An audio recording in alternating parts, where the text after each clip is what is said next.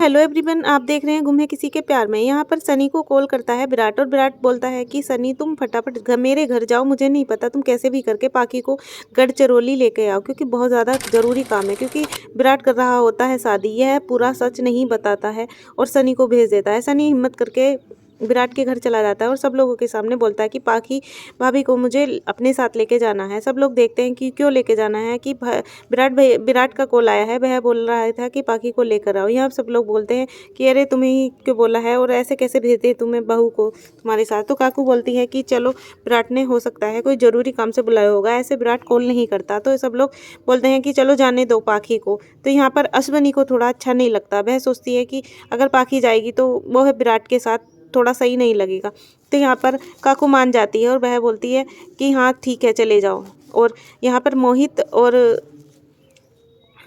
करिश्मा मौके का फ़ायदा उठाती है और मोहित से बोलती है कि क्यों ना मोहित, तुमने शादी के बाद मुझे कहीं नहीं घुमाया, तो क्यों ना हम लोग भी गढ़चिरौली घुमाएं और नेचर देख आएँ। तो यहाँ पर दोनों बात करते हैं और फैमिली मेम्बर बोलते हैं कि चलो ठीक है, दो से चार भले।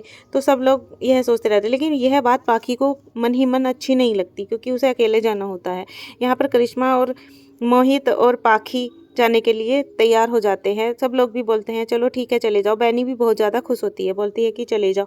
पर बैनी के यह बात सुनने से ऐश्वर्या को अच्छा नहीं लगता। वह बोलती है कि चलो ठीक है, हाँ अब ये लोग जा रहे हैं तो चले जाओ। तो विराट के पापा बोलते हैं ऐसा क्या काम आ गया विराट को जो पाखी को बुलाया है। और यहाँ पर होती है विराट की शादी की तैयारियाँ। यहाँ पर सही को रेडी कर देते हैं और सही और विराट की शादी एक मजबूरी में होती है क्योंकि सही के आवा ख़त्म हो जाते हैं, जगताप मार देता है और यहाँ पर विराट और सई की शादी मजबूरी में हो जाती है। तभी शादी हो रही होती है और विट्ठल राणे बेल पे छुटकर आ जाता है और खरी खोटी सई को सुनाने लग जाता है। यहाँ पर बहुत ज़्यादा गुस्सा हो जाता है विराट और विराट बोलता है कि तुम यहाँ से चले जाओ वरना तुम्हारे लिए अच्छा नहीं होगा। तो यहाँ पर जगताप बोलता है कि मेरे बिना यहाँ पर किसी की शादी नहीं होती, मेरे बिना आशीर्वाद के यहाँ किसी की शादी नहीं होती और तुम तो यहाँ से ट्रांसफ़र होकर चला जाएगा, लेकिन इन लोगों की फैमिली का और इन लोगों का क्या होगा ये तो भगवान ही जानता है। तो बहुत सारा उल्टी सीधी बातें सुनाने लग जाता है विराट को और सही को भी उल्टी सीधी सुनाता है कि कल तुम्हारे आयवा ख़त्म हो या आज तुम शादी कर रही हो, तुम कैसी लड़की हो और मेरे बेटे की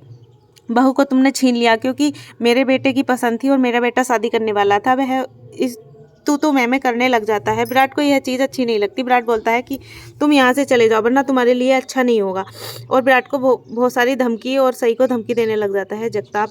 तो यहाँ पर सही गुस्से में बोलती है कि तुम सब लोग मुझे बेटी बोलते हो और खड़े खड़े मेरा मुंह क्या देख रहे हो, इसे भगाओ यहाँ से, इसने मुझे उल्टा सीधा सुनाया है। और विराट बोलता है पुलिस वालों की कि यहाँ से लेके जाओ जगताप को वरना तुम्हारे लिए सही नहीं होगा। तभी विराट की बात सुनकर सिपाही पकड़ लेते हैं और जगताप को ले जाते हैं। और यहाँ पर सई दुखी हो जाती है और सोचने लगती है कि यह गुंडा क्यों आया। और यहाँ पर उषा मौसी बोलती है कि देखा विराट, अगर तुम नहीं होते तो ये जगताप पता नहीं क्या करता मेरी बच्ची के साथ। तुमने शादी करके, इसलिए हमने बोला था तुम शादी कर लो सही से, इसलिए हम सब लोग जीत करके तुम्हारी शादी करवा रहे थे। और यह शादी एक समझौते की होती है। विराट बोलता है कि मैं शादी तो कर लूँगा लेकिन मुझसे कोई उम्मीद मत रखना क्योंकि मैं पहले ही पाखी को दिल और ज़िंदगी दे चुका हूँ, मैं और किसी को अपनी ज़िंदगी में नहीं आने दूँगी। यह पाखी को पूरा सच पता होता है और पाखी भी बोलती है मुझे अपनी डॉक्टर की पढ़ाई करनी है, मैं भी तुम्हारे कभी बीच में नहीं आऊँगी और ना ही मुझे इस शादी में कोई इंटरेस्ट है। तो मन ही मन दोनों सोचते रहते हैं और ये समझौते वाली शादी कर लेते हैं। तभी विराट और सही शादी कर रहे होते हैं और तभी आ जाते हैं सब लोग, करिश्मा, मोहित और पाखी और सनी आकर लोकेशन यहाँ पर रुक जाते हैं। लोकेशन पर पाखी बोलती है कि सनी तुम गलत जगह तो नहीं आ गए हो, एक बार विराट को कॉल कर लो। तो सनी बोलता है नहीं नहीं पाखी भाभी यही का लोकेशन दिखा रहा है और यह मंदिर का लोकेशन है। तो पाखी बोलती है कि अरे यहाँ मंदिर का लोकेशन है। तभी करिश्मा बोलती है अरे चलो पाखी भाभी चलते हैं, देखते हैं क्या है यहाँ पर।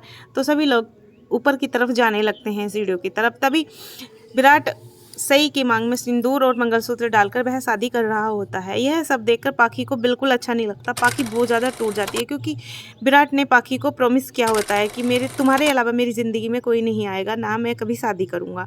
तो यह सब देखकर पाखी बहुत ज़्यादा शॉक्ड हो जाती है और सब लोग भी यह चिंता में हो जाते हैं कि यह विराट ने क्या किया, अचानक से ऐसे कैसे शादी कर ली। मोहित बोलता है कि देखा करिश्मा, मैंने तुमसे शादी की थी तो काकू बहुत ज़्यादा नाराज़ हुई थी, लेकिन यहाँ तो विराट भैया ने ही ऐसा कर दिया जिनकी मिसालें दी जाती हैं घर में, लेकिन यहाँ तो यही हो गया, दादा ने ऐसे कर दिया।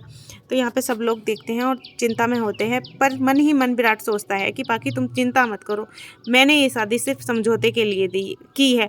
तभी मन ही मन सोचती है, सही भी है ये चीज़ कि पाखी दीदी तुम परेशान मत हो, मैं अपनी शादी के बीच में अपने लिए तुम्हारे खुशी को ख़राब नहीं करूँगी, क्योंकि यह शादी सिर्फ समझौते की है। और यहाँ पर उषा मौसी बोलती हैं कि यह सारी रस्में करके तुम तभी जाओगे। तो यहाँ पर भगवान का आशीर्वाद लेते हैं, शिव पार्वती का, विराट और सई और विराट को भगवान शिव खुद आशीर्वाद देते हैं एक फूल डालकर उनके कंधे पर। तो बहुत ज़्यादा उषा